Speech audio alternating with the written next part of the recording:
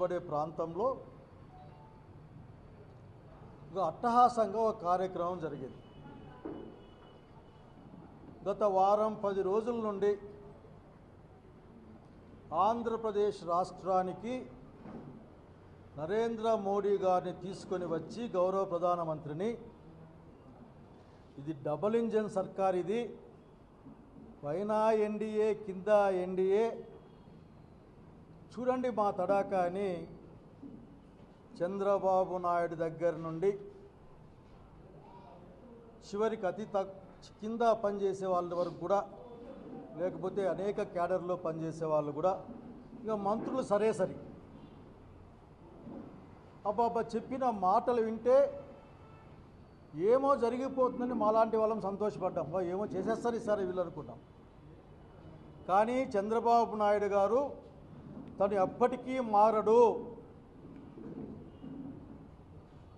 తను ఎప్పుడు కూడా మోసపూరితమైన వైఖరితోనే రాజకీయాలు నడిపిస్తాడు. ఒకానొక పెద్ద మనిషిని అక్కడి నుంచి మాట్లాడుతూ కట్టుబట్టలతో పారిపోయి వచ్చారట. 10 సంవత్సరాలు హైదరాబాద్ ఉమ్మడి రాజధానిగా చట్టంలో ఉంటే అవసరమైతే దాన్ని ఇంక మరింత పెంచండి, ఇంకో 10 సంవత్సరాలు పెంచండి అని అడిగే అవకాశం చండీగఢ్లా కూడా కలిగి ఉండి భారతదేశంలో ఒక కేసుకు టీఆర్ఎస్ ప్రభుత్వానికి భయపడి రాత్రికి హైదరాబాద్ వదిలిపెట్టి విజయవాడకు వచ్చింది ఎవరో చెప్పాలి, వచ్చి హోటల్లో బతికింది ఎవరో చెప్పాలి, అక్కడి నుంచి మళ్ళీ కట్టుబట్టలతో తరిమింది ఎవరో చెప్పాలి. ఈ ప్రశ్నల మీద సమాధానం ఉండదు. ప్రజలు మర్చిపోయింటారులే అనుకుంటారు. ఈ మధ్యకాలంలో వీటి సందర్భం కాదు. కానీ మోడీ గారు అన్నారు, రామారావు గారు కళ్ళగన్నాని, రామారావు గారికి రాష్ట్రంలో భౌతికంగాను రాజకీయంగాను మానసికంగాను అన్ని విధాలకు కూడా అన్యాయం చేసిన వాడు ఎవడైనా ఉన్నాయంటే అది ఈనాటి చంద్రబాబు నాయుడు గారు కాదా అన్న సంగతి మేము అడుగుతూ ఉన్నాం. పెద్ద విగ్రహం పెడతారట అక్కడ తీసుకెళ్ళి, అంటే మర్చిపోయింటారులే అనుకుంటుంటారు వీళ్ళు. అమరావతి అభివృద్ధిని అడ్డుకుంటుండేది ఎవరో మీరు చెప్పాలా మాకు. మాలాంటి వాళ్ళని స్పష్టంగా చెప్పాం, మధ్యలో ఉంచండి, ఈ రాష్ట్రం మధ్యలో ఉండనివ్వండి. రాయలసీమ వాళ్ళుగా హక్కు కలిగి ఉన్నాం మేము, రాయలసీమ వాళ్ళుగా మేము రాజధాని మీద హక్కు ఉంది మాకు, మాతో మాట్లాడండి మీరు, అయినా అందరికీ అందుబాటులో ఉండే మధ్యలో పెట్టండి అని చెప్పాం. మీకు మీరే ఆ రోజు గుర్తు తెచ్చుకోండి బాబు గారు. అట్లాగే వాళ్ళ పార్టీ వాళ్ళకు కూడా చెప్తా ఉన్నారు. అసెంబ్లీలో ఏం ప్రకటించారు? విజయవాడలో పెడుతున్నామని ప్రకటించారు.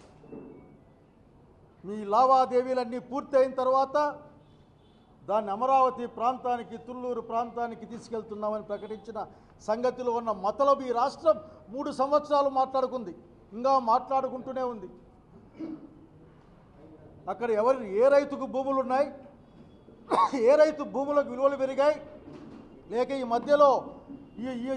మధ్యలో కొన్న వాళ్ళకు పెరిగాయా, అక్కడ ఇన్సైడ్ ట్రేడింగ్ లాంటివి జరిగిందని అందరూ మాట్లాడి కోర్టు కేసులు కూడా ఆయన సంగతి గుర్తు చేస్తూ ఉన్నాయి. ఇక్కడ నేను ఇప్పుడు భూములు ఎవరి చేతిలో ఉన్నాయో చెప్పే ధైర్యం మీకుందా చంద్రబాబు నాయుడు గారు? అక్కడ భూములు ఎవరి చేతుల్లో ఉన్నాయి చెప్పగలరా? మళ్ళా ఇంకొక 44,000 ఎకరాలు కావాలి నాకు. వార్తలు వస్తున్నాయి, మీకు సంబంధించిన వాళ్ళు ఇప్పటికీ అక్కడ బేరసారాలు మొదలుపెట్టారు మిగతా భూములు తీసుకోవడం కోసమని. ముందుగానే సమాచారం పోతుంది. ప్రస్తుతం అక్కడ ఉన్న మంత్రికి కూడా, ఆ అభివృద్ధి కమిటీలో ఉన్న మంత్రికి కూడా అక్కడ భూములు ఉన్నాయని పెద్ద ఎత్తున ఆరోపణలు వచ్చాయి. నాకు బాగా గుర్తుంది, చంద్రబాబు నాయుడు గారు ఏం మా వాళ్ళు కొనకూడదా అని మీరు అన్నమాట నాకు గుర్తుంది. ఇంకా రైతుల దగ్గర నుంచి ఐచ్ఛికంగా ఈయనకిస్తే ఈయన ధరలకు ఇంకోరికి ఇచ్చారు. 99 పైసలకి, 9 పైసలకి, 10 పైసలకి, మాకు అర్థం కాని పరిస్థితి. కనుక ఈరోజు మీరు ఏం సాధించారు? అనవసరమైన వృధా ఖర్చు తప్ప నా ఉద్దేశంలో. నరేంద్ర మోడీ గారు చేమిచ్చిపోయారు, అదే సేమ్. ఆ రోజున్న ఒక మెటల్ మట్టని తెచ్చిపోయారు. అదుగు లేదు ఈసారి. పరస్పరం పొగుడుకోవడం. ఈయన గారి దగ్గర నుంచి బైపీసీ చదివితే ఇంజనీర్లు అవుతారని చెప్పే పెద్ద మనిషి దగ్గర నుంచి ఐటీ విషయాల్ని తెలుసుకోవడం ఈయన. అసలు అభివృద్ధి పథంలో శక్తివంతంగా మారాలంటే ఏం చేయాలో తెలుసుకోవడం ఆయన బహుశా ఇప్పటికీ లెక్కలు తేలని ఆ 25 లక్షల ఓట్లు బహుశా గుర్తుకొచ్చి ఉంటాయి. నిన్న మీరు చేసిన కార్యక్రమం ఏంటంటే మీరు అమరావతి పేరు మీద ఆ ప్రాంతాల్లో ఈ రాష్ట్రంలో ప్రజలకు చేయబోతున్న ఘోరమైన తప్పిదాన్ని, ఒక ఘోరమైన అన్యాయాన్ని మీరు దాన్ని చెప్పుకోవడం, ఆమోదం పొందడం కోసమని అనుకుంటా ఉన్నారు. అమరావతి కడితే ఎవరొద్దన్నారు మిమ్మల్ని? 5 సంవత్సరాల కాలం ఆ రోజు ఉంది కదా. మళ్ళీ 5 సంవత్సరాల కాలంలో ఏం సాధించారు మీరు? ఏం చేశారు మీరు చెప్పండి. ఈ రోజున అడ్డం ఎవరు వచ్చారు అక్కడ? అప్పటికే నిజంగా మీరు అక్కడే మళ్ళీ ఈ రాష్ట్రాన్ని, రాష్ట్ర ప్రజలను దెబ్బతీశారు. 28,000 కోట్ల రూపాయలు అవసరం అవుతుంది. ఇదిగో ఫలానా ప్రాంతంలో ఆ ఒంగోలు ప్రతి మధ్యలో కట్టండి, దాన్ని బాగుంటుంది, కేంద్ర ప్రభుత్వమే కడుతుంది అంటే మేమే కట్టుకుంటామని తెచ్చిన సంగతి బాబు గారు మీరు గుర్తు తెచ్చుకోవాలి. అట్లాగే నీకు ఎప్పుడు కూడా భజంత్రీలుగా ఉన్న వాళ్ళందరూ కూడా సారీ మధ్య ఆపదమన్న కొద్దిగా కోపం వస్తుంది, అవసరం లేదు. కానీ ఇప్పుడు మీకు ఈ పక్కన భజన చేసే వాళ్ళకి నేను చెప్తా ఉన్నా, మీరేం సాధించారో నాకు చెప్పాలి ఒకసారి. నాకే కాదు, ఈ ప్రజలకని చెప్పాల్సిన అవసరం ఉంది. అప్పులు తెచ్చారు, అప్పులు తెచ్చారు, ఏమైనాయి? దాదాపు 5,000 కోట్ల పైన అప్పులు తెచ్చారు కదా. మీ ఎస్టిమేషన్లు ఎంత ఆ రోజున? నేను అనుకుంటా ఉన్నాను, నేనే కాదు ప్రజలు అనుకుంటా ఉన్నారు. 44,000 కోట్ల పై చిలుకు ధనంతో మీరు ఆ రోజున టెండర్లు పిలిచారు. టెండర్లు పిలిచారు. ఈ రోజుకి అవి సవరించిన అంచనాల ప్రకారం 45,000 కోట్లు 50,000 కోట్లు అవుతాయి అని చంద్రబాబు నాయుడు గారు మీరు మాకు అప్పుడే ప్రిపేర్ చేస్తూ ఉన్నారు. మమ్మల్ని 77,000 కోట్లు అవుతాయి, 77,000 కోట్లు అవుతాయని. ఎట్లయితాయో మాకు అర్థం కావడంలే. ఒక్కసారి పారదర్శకంగా దాన్ని చేయండి. అసలు మీరు చెప్పిన మాటకి ఎప్పుడైనా కట్టుబడతారా? ఎంత మీరు అసలు నాకు బాధేస్తుంది. ఏదో చెప్తా పోతే నిజమైపోతుందని చెప్పుకునే మీ పాత సిద్ధాంతం మీదే ఈ రాష్ట్రంలో ప్రజల్ని మీరు అన్యాయం చేస్తూ ఉన్నారు. 1 సంవత్సరం తర్వాత కూడా మీరు ఇచ్చిన ఎలక్షన్ హామీ ఏది కూడా అమలు చేయలే. మీరు అసలు లెక్క తీశాం. మీ గొప్పతనం ఒకసారి చెప్పాలి. ఢిల్లీలో కొత్త పార్లమెంటు భవనం కట్టారు, 2 లక్షల పైచులకు విస్తీర్ణంతో, చదరపు అడుగులు, అయిన ఖర్చు 970 కోట్లు.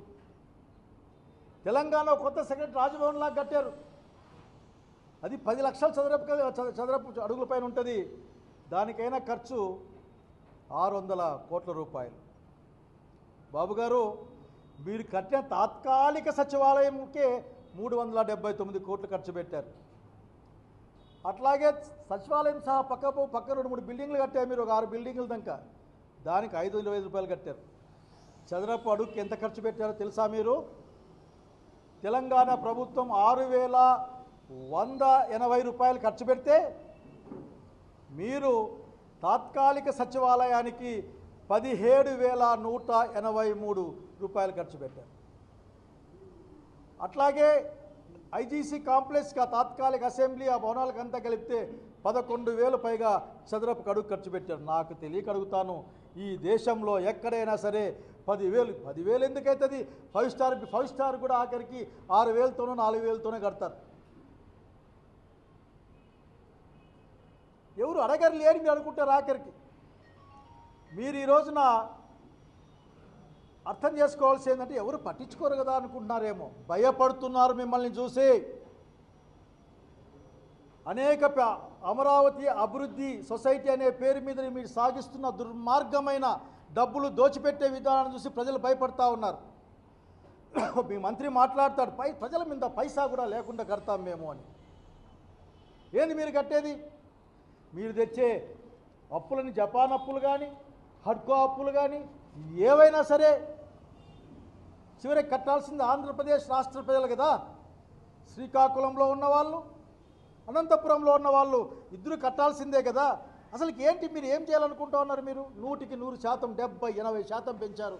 ఇక్కడే అర్థమైపోతుంది మీకున్న ఆ మాస్టర్ ప్లాన్ ఏందో అమరావతి పైన. భూముల విలువ పెంచుతామని అక్కడ ఏముందో చెప్పాలి మాకు. రీసెంట్గానే పోయి వచ్చాను, టీ తాగుదామంటే కూడా 10 మైళ్ళు పోయిన పరిస్థితి అక్కడ నేను. ఎవరి భూముల విలువ పెంచుతారో కూడా చెప్పాలి ఓ మాట, పక్కలో పనిలో పని. ఆ భూములు ఎవరివో, ఎవరికి పెరుగుతాయో, ఆ రైతులు పెరుగుతాయా, ఆ రైతుల నుంచి ఆ రోజున ముందుగానే సమాచారం సేకరించి కొనుక్కున్న వాళ్ళకు పెరుగుతాయో చెప్పాలా. ఒక శ్వేతపత్రాన్ని ఎవరెవరికి ఎన్నెన్ని ఎకరాలు ఉన్నాయో చెప్పగలరా ముఖ్యమంత్రి గారు? చెప్పమని కోరుతా ఉన్నా. బహుశా వాళ్ళ అబ్బాయి అనుకుంటారు ఈజ్ అన్స్టాపబుల్. ఈ మధ్యకాలంలో వాళ్ళన్నీ అట్లా పేర్లే పెట్టుకుంటా ఉన్నారు. అన్స్టాపబుల్ అని వాళ్ళ మామగారి ప్రోగ్రాం, మార్గదర్శిని వాళ్ళ రాజగురువు ప్రోగ్రాం బాగా గుర్తుంది. నాకు నవ్వొచ్చింది నాకు. అంటే అన్నీ చివరికి బ్రాండ్ వాల్యూ పెంచుకునే విధంగా మీరు అన్నారు కదా, P4 పద్ధతిలో మార్గదర్శే కదా దాంట్లో ఉండేది. మర్చిపోయినట్లేదంతా మీరు రామోజీరావు గారితో మార్గదర్శి పోయింది అనుకోబాకని ఉంది ఇంకా దాకరికి మార్గదర్శి ప్రమోట్ చేయడం. కనుక మిమ్మల్ని అడుగుతా ఉన్నాం, మీరు దయచేసి మాటలు చెప్పి తప్పించుకుంటారు. ఏమేమో చేస్తామంటారు. మీకు ఒక ప్రణాళిక ఉంటుంది, మీ ఆలోచనలో ప్లాన్ బి ఉంటుంది, అది మీది, అనుమానమే లేదు. ఆంధ్రప్రదేశ్ రాష్ట్రానికి ఉమ్మడి రాజధానిగా హైదరాబాద్ 10 సంవత్సరాలు, అవసరమైతే అందరం కలిపి ఇంకో 10 సంవత్సరాలు పెంచమని అడిగి ఉండేవాళ్ళం. ఎందుకంటే నరేంద్ర మోడీ గారి ప్రభుత్వం మీకు ఖాస్ గవర్నమెంట్ కదా, అదే చాలా సన్నిహితమైన గవర్నమెంట్ కదా. ఇష్టం వచ్చినట్లు 100% 15లో అట 44,000 కోట్లట, ఈరోజు 77,000 కోట్లట. దీన్ని మరీ ఆఖరికి దీన్ని మరీ వాయిదా వేసుకుని వచ్చే కాలానికి 70-140 కోట్లుగా మారుస్తారేమో, నాకు అర్థం కావడం లేదు. చంద్రబాబు నాయుడు గారు మీరు కొన్ని విషయాలు చెప్పారు, గుర్తు తెచ్చుకుంటున్నారు లేదు, ఒక అర్థం చెప్పాలనుకుంటున్నా మీకు. మీరు గత ప్రభుత్వం అంటే మీరు ఫస్ట్లో అయినప్పుడు నేను దార్శనికుణ్ణి, నేను సీనియర్ని, నేను నిర్మిస్తాను, నేను అని చెప్పినప్పుడు కొన్ని విషయాలు చెప్పారు, యాడ్లు ఇచ్చారు. దాంట్లో ఏదో జిల్లా వారీగా ప్రకటించారు. మీరు ఈ జిల్లాకి ఏం చేస్తాను, ఆ జిల్లాకి ఏం చేస్తాయని అన్ని జిల్లాల గురించి మళ్ళీ మాట్లాడతా. కానీ మా జిల్లా గురించి మీరు ఏం చెప్పారో ముఖ్యమంత్రి గారికి ఈ ఉమ్మడి జిల్లా ప్రజలు కూడా తెలియజేస్తా ఉన్నా. ఆయన జిల్లాకు ఒక ఎయిర్పోర్ట్ అప్పుడే ప్రకటించారు. జిల్లాకు ఒక ఎయిర్పోర్ట్. రాయలసీమలో రోడ్లకు అసలు ఎంత లెక్క రోడ్లే, ఇక్కడ బండి ఎక్కితే ఇంక మధ్యలో ఆగాల్సిన అవసరమే లేదు. 4 లైన్లు, 6 లైన్లు, 10 లైన్లు అని ప్రకటించారు. కర్నూలు శ్రీశైలం, వినుకొండ మధ్య, కర్నూలు నంద్యాల, గిద్దలూరు గుంటూరు మధ్య, నంద్యాల పూర్వమాముల కృష్ణపట్నం మధ్య, రాజంపేట కడప చెప్పుకుంటే అయితే మనకైతే హిందూపురం నుంచి ఒకటే చక్కగా విజయవంతంగా పోవచ్చు అని చెప్పారు ఆఖరి. అనంతపురానికి ఆయన అధికారయుతంగా ప్రకటించినవి డ్రిప్పు తుంపర్ల సేద్యం అంట. అదే రాజశేఖర రెడ్డి గారి ప్రభుత్వం ఉన్నప్పుడు 90% అందరికీ సబ్సిడీతో ఇచ్చాం, 100% SC STలకి పేదవాళ్ళకి ఇచ్చాం. ఉద్యానవన కేంద్రం అంట. హార్టికల్చర్ కూడా కాలేజీ కూడా మనం పెట్టాము, 2 కాలేజీలు ఉన్నాయి మన దగ్గర ఇప్పటికే. కానీ ఆయన ఏం పెట్టారు నాకు ఇప్పుడు తెలియదు. సెంట్రల్ యూనివర్సిటీ నేను చెప్తా, సెంట్రల్ యూనివర్సిటీ కారణం నేనేంటి ఆ రోజు నాతో ఉన్న ప్రభుత్వం. మన దగ్గర వచ్చి ఎయిమ్స్ అనుబంధ కేంద్రం, ఎయిమ్స్ కాలేజీనే ఎత్తుకుపోయారు. మంగళగిరిలో పెట్టుకొని మనకు అనుబంధం సంస్థిస్తా అన్నాడు. అనుబంధము లేదు, బంధము లేదు. అసలు చంద్రబాబు నాయుడు గారికి రాయలసీమతో ఏ బంధం పెట్టుకోడు ఆయన. Hindupur textile park, food park, electronic hardware cluster, solar wind power, ISKCON project, BHCL, పుట్టపర్తిలో ఆత్మాధిక మళ్ళీ అది పుట్టపర్తిలో ఒక స్పిరిచువల్ సిటీ కడతాడట. ఇప్పుడు పుట్టపర్తిలో ఏముందో నాకు తెలియదు. మనం అక్కడ స్పిరిచువల్ అనుకుంటా ఉన్నా నేను.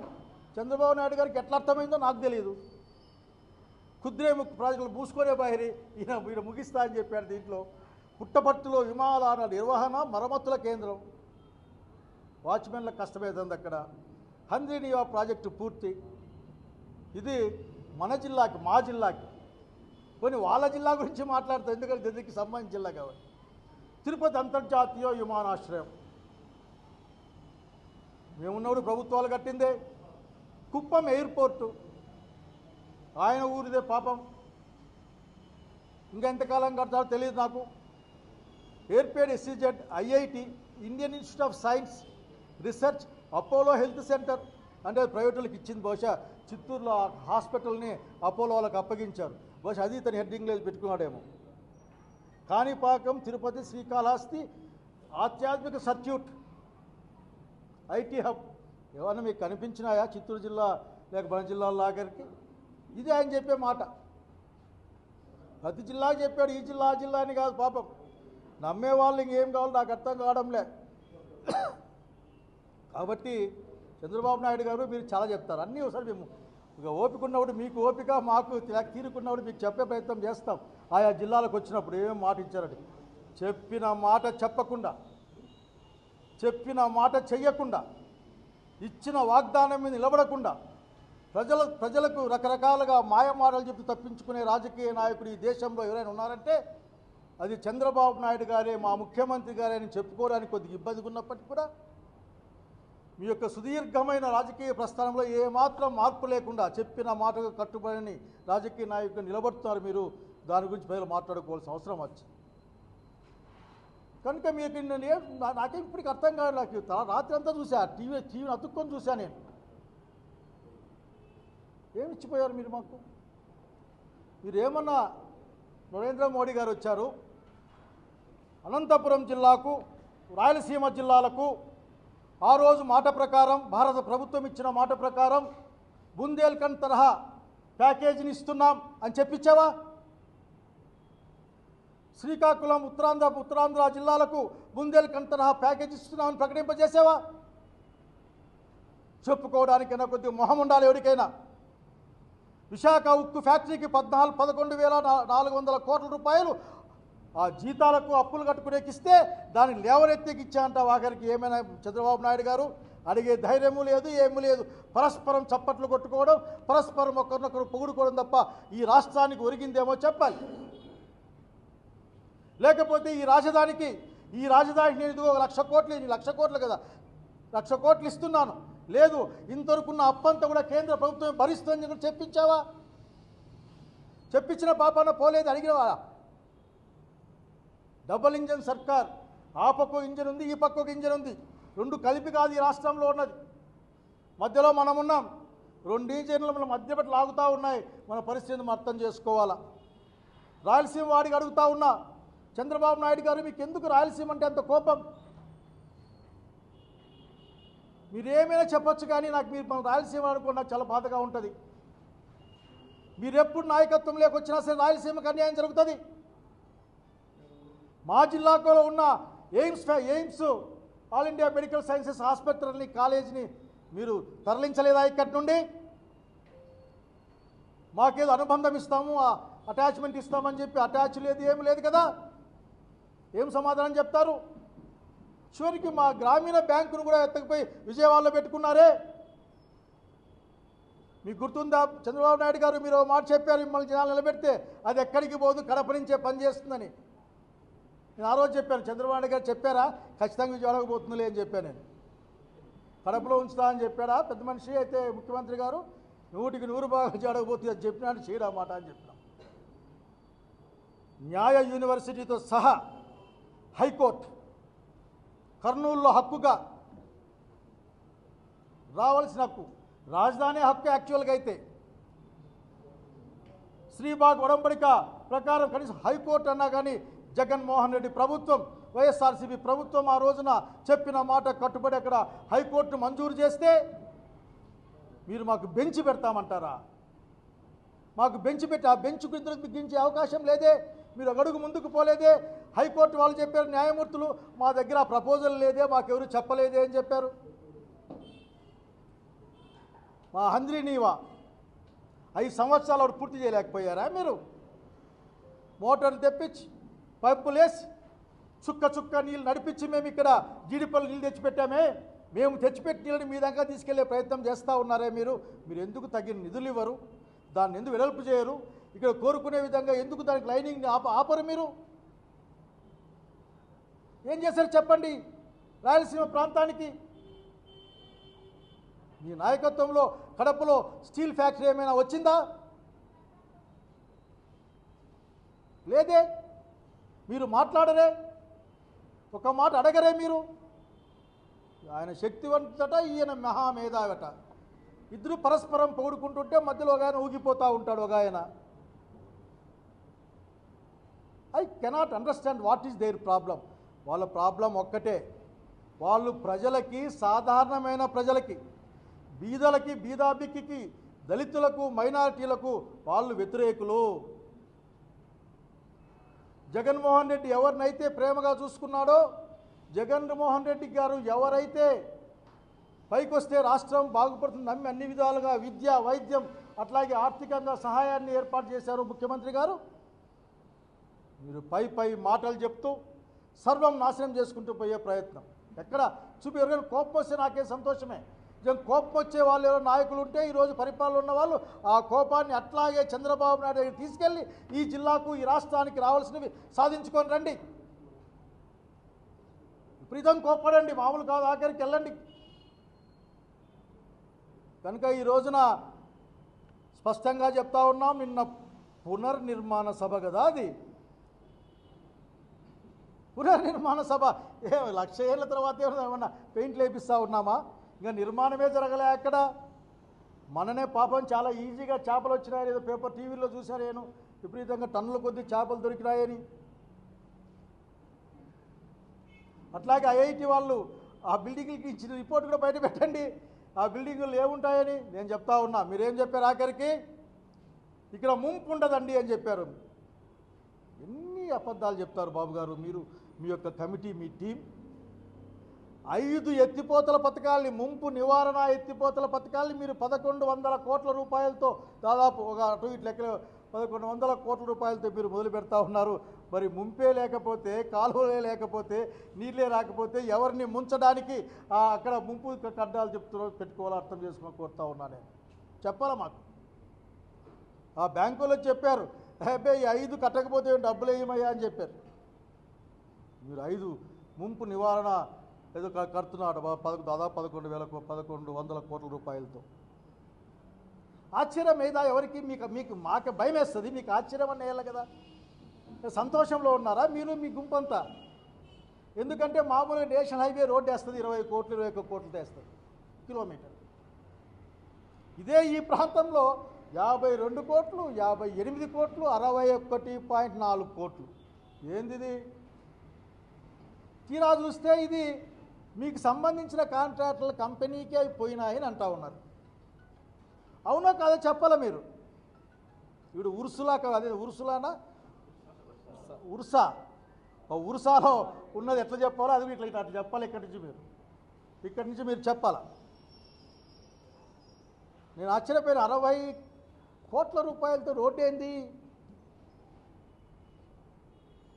నిన్న ఒక్కటి చూపించారు, ఏంది ఇట్లుంటుంది గ్రాఫిక్స్లో అని, పొడుగ్గా బిల్డింగ్లంతా పెట్టి.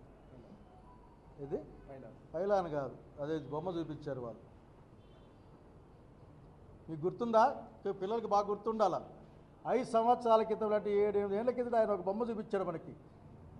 ఏంది? ఆకాశ హార్మ్యాలు, ఆ తర్వాత నదుల మీద ఫ్లైఓవర్లు, బోట్లలో పోయేటివి.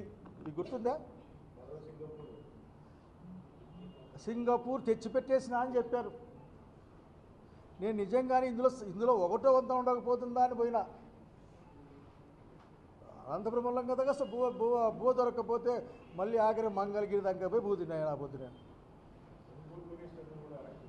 ఏదో బాబు గారిని యొక్క చిన్నగా, because anyhow whatever it he may be, ఈ the chief minister of Andhra Pradesh.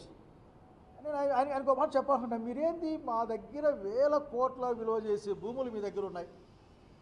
దాదాపు ప్రభుత్వాన్ని రైతులు కలిపి 55-54 వేల ఎకరాలు ఉన్నాయి. మళ్ళీ మీ కన్ను పడిందంటే ఇంకో 44 పీకేస్తారు. మీరేం నాకే అనుమానం ఏం లేదు. చెప్పాడు మీ మంత్రి అప్పుడే, ఇష్టంగా ఇస్తే ఇష్టంగా తీసుకుంటాం, కష్టంగా ఇస్తే కష్టంగా తీసుకుంటామని చెప్పాడు మీ మంత్రి, మీ పురపాలక శాఖ మంత్రి. వచ్చి భూములు దండిగా ఉన్నాయని అక్కడ చెప్తారు ఆయనకి. నిజమో అబద్ధం ఆయన చెప్పాలా. జపాన్ వెనకల, సింగపూర్ వెనకల, లేకపోతే ఇంకో దాయకల పోయి ఇదేందిరా పోయి దేవరింత, ప్రతిసారి దేవరింత ఏంది? ఇదే ఈ దేశంలో, ప్రపంచంలోనే షావుకారులు మన దగ్గర ఉన్నారని చెప్తా ఉన్నారు. ప్రపంచంలో 1వ షావుకారి, 2వ షావుకారి, 3వ షావుకారి మన దగ్గరే, లక్షల కోట్ల రూపాయలు మన దగ్గరే. అట్లా వాళ్ళతో మాడుకోవచ్చు కదా పోయి ఆ సింగపూర్లో ఎంటపాటు. ఎందుకంటే వేరే దేశం పోతే కొద్ది విషయాలు మీకు మాత్రమే పరిమితమవుతాయనే నమ్మకమా? నాకేం తెలియదు. మాకేది వేరే దేశాలు పోతే టూరు పోయిస్తాం అంతే, మాకేం తెలియదు. సేపు నా సింగపూర్లో మంగపోతావు, జపాన్లో మంగపోతావు, ఇంగోని మంగపోతావు. ఇక్కడే ఉన్నారు కదా చాలామంది. నరేంద్ర మోడీ గారు పెంచిన అదాని అంబానీ ఉన్నారు కదా, ఓవర్ దగ్గర ఒక 10-15 లక్షల కోట్లు ఉన్నట్లున్నాయి. అంతేకాదు ఆ భారత ప్రభుత్వం పెద్ద పెద్ద పారిశ్రామికవేత్తలకు రుణమాఫీ చేసింది 12 లక్షల కోట్లు అనుకుంటా. మరి కనుక మీకు ఇబ్బంది ఉందేమో లేదో కానీ ముఖ్యమంత్రి గారు మాకైతే మా లాంటి వాళ్ళకి తెలిసిన వాళ్ళకి, ఎందుకంటే మిమ్మల్ని చూసాము అసెంబ్లీలో చాలాసార్లు, మాకైతే ఇబ్బందిగా ఉంది. మీరు ప్రతి ఒక్కరు కోట్ వేసుకొస్తేనే వాడి పాపం ఎక్కి వాడి వంగి ఆ కోట్ వేసుకొని కూర్చోబెట్టుకోబెట్టి కాఫీ టీలు తాపించి వాడు తీరా చూస్తే వాడు మన ఉరుసు కంపెనీ పెట్టుకొని మన భూములు తీసుకుపోతాడు కానీ వాడు పైసా తేడు. So please don't play with the sentiment of the Andhra Pradesh people. మీకు పరిపాలన నిజంగా అభివృద్ధికి ఎట్లా ముందుకు పోవాలి, ప్రజలు ముందుకు ఎట్లా తీసుకెళ్ళాలి, సంక్షేమాన్ని అభివృద్ధిని ఒకే సమయంలో ముందుకు ఎట్లా తీసుకెళ్ళాలంటే మీరు జగన్మోహన్ రెడ్డి గారిని, రాజశేఖర రెడ్డి గారి యొక్క ఆశయాలతో పనిచేసిన వాళ్ళతో మీరు కనుక్కుంటే మీకు ఇస్తారు, మీరైతే మూసేస్తారు. ఏమన్నా మాట మీకు తమాష కనిపించదా? చంద్రబాబు నాయుడు గారు అంతర్జాతీయ విమానాశ్రయం కడతారట ఆయన. ఎక్కడ? అదేది అమరావతిలో. పాపం విజయవాడలో ఒకటి ఉంది కదా 20 కిలోమీటర్లలో, దానికి ల్యాండ్ ఉంది, అన్నీ ఉన్నాయి, 4 డబ్బులు. నువ్వు కూడా ఆయన ప్రకటించాడు ఈ మాట. ఎందుకంటే ఏదో నేను ఊరికి చెప్పడంలో ఆయన ఏం ప్రకటించాయంటే కృష్ణా జిల్లాకు ప్రస్తుత విమానాశ్రయాన్ని గన్నవరం అంతర్జాతీయ స్థాయికి విస్తరించడం, అది ఆయన మాటే. మర్చిపోయాడేమని గుర్తు చేస్తూ ఉన్నా. మీరేమి అక్కడ కట్టాల్సిన అవసరంలే, పక్కనే విజయవాడలోనే ఉంది. మీరు మాట కూడా చెప్పినారు, బహుశా మీరు చెప్పిన మాట మీద నిలబడను అని మీరు తీర్మానం చేసుకుని రాజకీయాలు చేస్తారు కాబట్టి మీకు ఇబ్బంది ఏమో, కానీ కొంచెం ఏమైనా ప్రయత్నం చేయండి, ఆయన కడతారట. అక్కడ ఇంకా ఏదో పెద్ద ఈ భారతదేశం మూర్ఛపోయే రైల్వే అదేంటారా సెంటరా, రైల్వే జంక్షన్ కడతారట. ముందు జనాలు వచ్చిపోయాక బస్ స్టాండు, ఆ ఎండగా చచ్చిపోతారంతా, అక్కడ బస్ షెల్టర్లు, ఆ బస్ షెల్టర్ దగ్గర కాస్త నీళ్లు, ఇట్లా కనీస అవసరాలు మా అనంతపురం బస్ స్టాండ్ అంతనే కట్టండి చంద్రబాబు నాయుడు గారు. బహుశా మీరు అది అడిగితే డబ్బులు లేవంటారు. కష్టాల్లో ఉన్నాను, గల్లా పెట్టి ఖాళీ అయిపోయింది. జగన్మోహన్ రెడ్డి గారు డబ్బులను అయిపోగొట్టారు. 1,54,000 కోట్ల రూపాయలు ఈ 11 నెలల్లో తెచ్చిన మీరు ఆ డబ్బులు ఏం చేశారో కూడా ఈ రాష్ట్రానికి చెప్పలే ఇంతవరకు. మీరు మరిన్ని వీడియోస్ కోసం ఛానల్ ని సబ్స్క్రైబ్ చేయండి. లేటెస్ట్ అప్డేట్స్ కోసం వాట్సాప్ ఛానల్ ని ఫాలో అవ్వండి. ఆ లింక్ డిస్క్రిప్షన్ లో ఉంది.